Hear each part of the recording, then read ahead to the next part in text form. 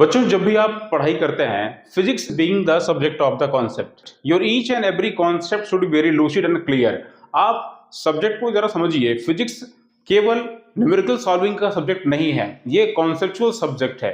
अगर आप अपने किसी कॉन्सेप्ट को बाकायदा अच्छे तरीके से कॉन्क्रीट कर लेते हैं तो आपको मल्टीपल प्रॉब्लम फेस करने की जरूरत नहीं है। मैं रत्नेश शुक्ला आप सभी का अपने इस ऑनलाइन चैनल में स्वागत करता हूं। आज हम लोग फ्लूइड मैकेनिक्स से क्वेश्चन को सॉल्व करेंगे। See, look at, we have a block of the mass small m. This block is connected by a spring. This spring is massless and spring constant is k. Now क्या करने वाले हैं, इस पूरे system को हमने किसी लिक्विड में इमर्ज कराया है। लिक्विड हैव द डेंसिटी से sigma and this block have the density let's say rho. We have to find after immersing the system in the liquid what would be the maximum extension in this spring. इस spring में कितना extension रह जाएगा वो हमको पता लगाना है। सवाल क्लियर सभी को? ये ब्लॉक स्प्रिंग से अटैच है और सिस्टम में पूरे सिस्टम को हमने लिक्विड में प्लेस कराया है।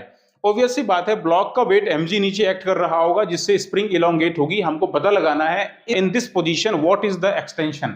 स्प्रिंग की लेंथ में कितना बदलाव आया है, हमें वही x निकाल के बताना है। स्प्रिंग की लेंथ कितनी चेंज हुई है।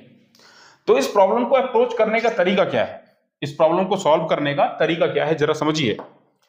To solve this problem you need to think about that this block is in equilibrium and at the equilibrium net force on this block must be zero.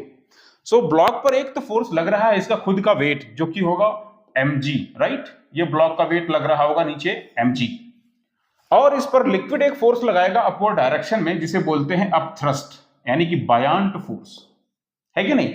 ये आप सभी को पता है। Whenever a body is immersed partially or fully inside a liquid, it experiences an upthrust or the upward force, और यही body के wait में लॉस करता है।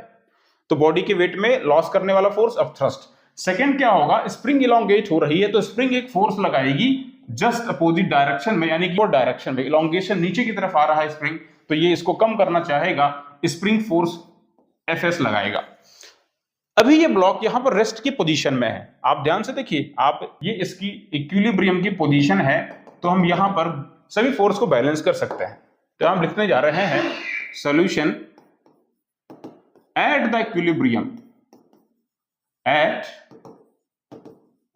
इक्विलिब्रियम हम कह सकते हैं net force on this block spring system must be zero. That is the net upward force must be equal to net downward force, ऐसा हम यहां पर कह सकते हैं। अपवर्ड डायरेक्शन देखिए दो फोर्स लग रहे हैं। पहला फोर्स है स्प्रिंग फोर्स, सेकेंड फोर्स है buoyant force of this liquid. This must be equal to the weight of this block that is the mg। Spring force अगर हम लोग लिखें तो कैसे लिखेंगे? मान लेते हैं कि स्प्रिंग की लेंथ डेल्टा x बढ़ गई है, तो spring force equals k times of delta x। हम यहां पर इसकी साइन को इग्नोर कर रहे हैं, plus buoyant force equals mg times of sigma by rho. यही अपथ्रस्ट अप्लाई होगा। याद रखें कि जब कभी कोई बॉडी फुली इमर्स्ड कंडीशन में होती है तो उस पे अपथ्रस्ट क्या लगता है, mg into sigma by rho. Sigma क्या है? Sigma is the density of this liquid and rho is the density of this body. ये बड़ी बात नहीं है, इसको आपको पता होगा। इक्वल्स ये होने वाला है mg। यहां से देख लीजिए, आप कह सकते हैं k times of delta x equals mg, इसको ट्रांसपोज कीजिए, mg कॉमन कीजिए, mg into 1 minus sigma by row.